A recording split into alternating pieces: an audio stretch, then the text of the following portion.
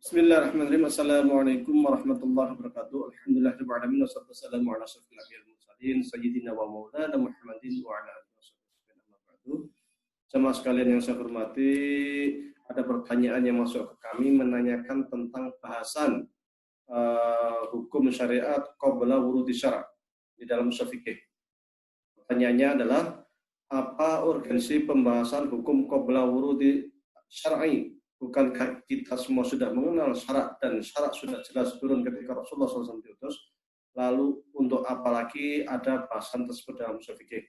Baik, memang di bab awal dalam ushul fikih itu sering disebutkan terkait dengan seseorang yang dia itu tidak menerima hukum syariat karena Nabi belum diutus.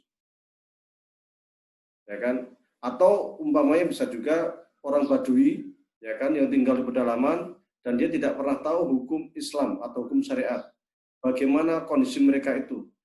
Memang hal ini tidak terkait erat dengan implikasi fikih, ya kan, tidak terkait erat dengan bahasan ushul fikih, tetapi sesungguhnya lebih kepada bahasan ilmu kalam.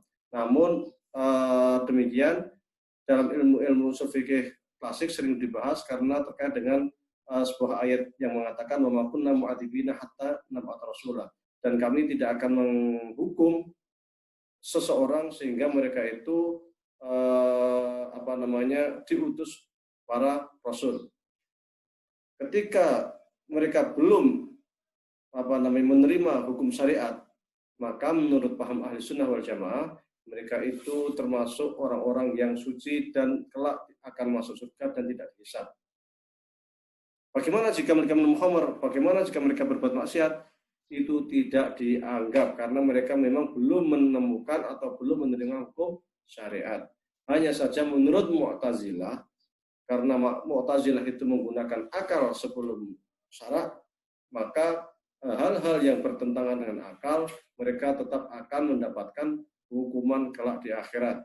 Meskipun mereka belum menerima hukum syariat, tetapi secara akal mereka tahu bahwa khamr itu pasti buruk dan hati nurani mereka akan mengatakan khamr itu jelek, sehingga khamr itu harus ditinggalkan. Demikian juga zina itu pasti jelek, demikian juga pencurian itu pasti jelek.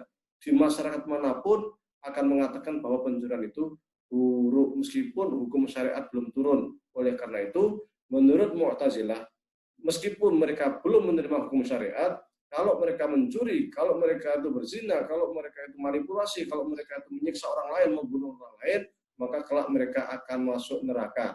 Hujahnya apa? Hujah yang dijadikan pegangan atau Allah akan menanya mereka dari hukum akal, dari logika mereka, bahwa bukankah mencuri itu buruk, bukankah membunuh itu buruk, mengapa Anda lakukan? Nah, itu menurut Mu'tazilah. Sementara menurut ahli sunnah, selama mereka itu belum menerima hukum syariat, maka mereka tidak akan diadab. Ketika Allah menanyakan, maka mereka bisa menjawab, loh kami tidak tahu kan belum ada hukum syariat. Nah, seperti itu. Jadi itu yang menjadi hujah mereka. Tapi untuk ushul fikih kontemporer, bahasan seperti ini umumnya sudah tidak dimasukkan lagi dalam ushul fikih, biar ini menjadi bahasan ilmu kalam, bukan menjadi bahasan ushul fikih. Ushul fikih cukup terkait dengan kaidah-kaidah yang ada teori-teori praktis dan berimplikasi kepada fikih praktis saja. Bahasan kalam biarlah dibahas oleh para ulama kalam. Wallahu a'lam, wabillahi taufiq wal hidayah. Wassalamualaikum warahmatullahi wabarakatuh.